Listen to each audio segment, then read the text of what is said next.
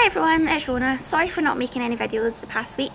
I really wanted to get some up midweek, but it was such a busy week. I was finishing up working in my old job, saying goodbye to everyone. I was riding my horse a lot, so I didn't really have any time, but it's now Easter Sunday. Happy Easter! And today I am going to go and see the new Tom Hardy film, Locke, which was released on Friday, I think 2 days ago. Gets really good reviews from the press. On the back of this postcard here it says a masterclass, 4 stars, groundbreaking 4 stars, gripping 5 stars, one of the most nail-biting thrillers of the year, 4 stars. Thrillers aren't really the kind of movies that I usually go and see, but because it's Tom Hardy and I'm a really big fan of his, I think he's a really good actor who is able to transform himself into characters quite easily. I'm going to go and see this one. I don't really know too much about it. From the trailers that I've seen, it seems to be a film where it's literally just Tom Hardy in the car for the whole film, just talking on the phone. So that's an idea that's been taken quite a few times in recent years. It can be hard to do right because there's no kind of distraction by different sets, there's no distraction by different characters, you know, you're just focused on one actor, one character alone. Ryan Reynolds managed to actually do it quite well in Buried, and last year Robert Redford took it a step further in All Is Lost. If it's done right, it can really add to the sense of kind of isolation, helplessness that the characters like feeling in those films. So I think if anybody can do it well, it's probably Tom Hardy, because as I've said before, he seems like a really good actor. He's quite hot property in the past couple of years. So from what I've seen in the trailers, it seems like he's maybe bit of a bad guy. He's maybe set something up to happen and then he's driving in the car, phoning people to say, you know, this is what's going to happen. The trailer doesn't really give much away, so I'm going to just go and see it and see if it lives up to what I'm expecting or if it's a completely different film, and then give you my opinions on it. So as you can see, it's really sunny, so I'm filming outside. It's not something that happens very often in Glasgow, and my dog is trying to get in on the action too. So this is the cinema we're heading to today. My dad is walking way behind me because he doesn't want to talk next to the crazy person. This cinema has the honour of being, I think, the tallest in Scotland, maybe even the UK, and it's the one in Glasgow city centre. So here is another shot of the cinema, like closer up. You can see it's really quite tall. There is another Cineworld in Glasgow, but it's quite a bit closer to me. It's quite a bit smaller. It's not really as nice, and it doesn't really show like all the movies that come out. Hi guys, so I have my ticket, I have my unlimited card, and we're heading up the escalators to go to Screen 6 and see the movie. So I'm back from seeing Tom Hardy's Locke now, and wow, what a film. All I can say, it was really different to what I thought it was originally going to be like. As I said before, I was assuming that it was going to be like a real kind of action movie with explosions, maybe altercations between Tom Hardy and fellow like drivers, maybe something along the lines of like Liam Neeson and Taken, that kind of thing. But it was just completely different to everything that I'd actually thought. It seems like Tom Hardy's really more of a good guy who's done like a bad thing and he's trying to just sort it out. The events that unfold during the movie are a lot less like dramatic than I originally thought. Something that could really just happen like to anybody. It's not really big explosions, not kind of life changing in that way, but throughout the course of the kind of 2-hour drive, his life does change like irreversibly in a lot of kind of smaller ways. So I thought it was quite relatable really to your average kind of everyday cinema viewer. Tom Hardy throughout the whole drive, he's just really constantly dealing with work and family problems, and he's kind of coming to terms with like some father issues that he has.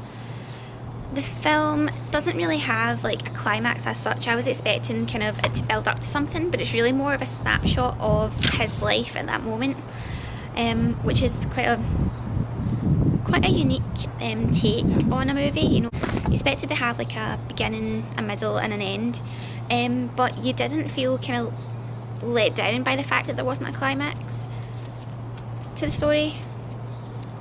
You know, the whole film was quite satisfactory. It ended at a good point. Kind of been taken through emotions. Like first you're a bit scared of the reaction that his like family is going to have to the bombshell that he's going to drop on them. Then you go through a bit of sadness with them, and then at the end it's a little bit kind of uplifting, so it's a really good kind of emotional journey. I thought it was quite interesting that they used like real-time filming. The drive that he takes is about an hour and a half to 2 hours long, which is obviously the same kind of length as the movie. So it was interesting to see how events unfold in real time. That was quite a unique approach.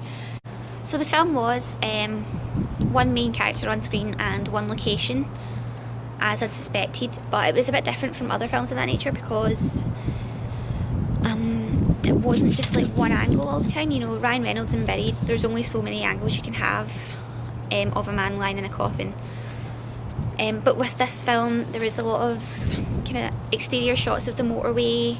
At the start, there was a shot of a construction site. You got scenes of like other drivers. You got scenes of Tom Hardy from the front, from the side. You got scenes of kind of like his point of view driving on the motorway, so it was a bit more interesting. And I thought like some of the scenes were actually really quite beautifully shot for just being on a motorway, just being interior or exterior scenes of a car. They were really quite nice to look at. A lot of kind of lights and things because it's obviously set at night time. The general themes of the film are that there's a kind of good and bad side to everybody. There's also like a good and bad side to every action that you take, you know. Ivan Locke in the film seems to be, you know, a good guy, seems to provide for his family, he's really interested in his job.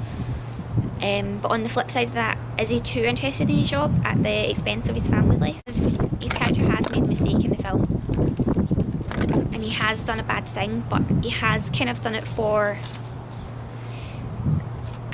a kind of good reason. He's trying to comfort someone else. I think Tom Hardy in the movie was really good acting, like facial feature wise and body language wise. He was really good, but for me his performance was really quite ruined by this weird accent that he put on, which I think was supposed to be Welsh but started out a little bit German first, and at times I thought that made his script feel kind of like stilted and weird. I don't know, it just was a little bit off-putting and hard to concentrate at some point. Overall I enjoyed it a lot more than I thought I would. It's not really the kind of film that I would usually pick to see. I just thought it would be quite an interesting one to do a bit of an opinion on, see what it's like, and I'm really glad that I did go and see it. You know, I am a fan of Tom Hardy and I probably will be adding this one to my DVD collection. I would definitely say go and see it if you enjoy that kind of film, like where one actor basically carries the whole story. But it's not really a fun film if you're expecting to go and have a laugh. It's maybe not something to go and see with your girlfriend or your buddies on a Friday night if you're looking for something like fun, kind of popcorn film to watch. I made a little note of some of the trailers that we seen during it. One of the ones was Transcendence with Johnny Depp, where he obviously dies and becomes some kind of like supercomputer trying to take over the world.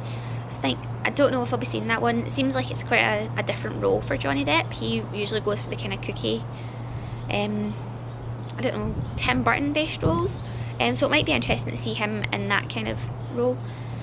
And there was another one that caught my eye called Blue Ruins, which seems to be about the effect that the release of some kind of criminal has on maybe one of his victims or one of his victims' family. I don't know if it's maybe a murderer that's been released from jail, like on through appeal or something, and it seems to be a kind of black comedy / suspense thriller about the effect that has. Thanks everybody for watching. I hope this has been interesting, and if you're wondering whether you should go and see Locke, then I definitely recommend it. Thanks to everybody that subscribed and commented and liked so far. If you've seen Locke, let me know what you thought of it in the comments. I'll get up some new videos again this week. I've got one coming, a request from one of my friends who wanted me to have a closer look inside some Ryan Gosling steelbooks. I also have some stuff coming for a new haul video. And yep, so thanks for watching, bye. Stay here so that I don't sound like an idiot talking to myself, right? Can't get it right.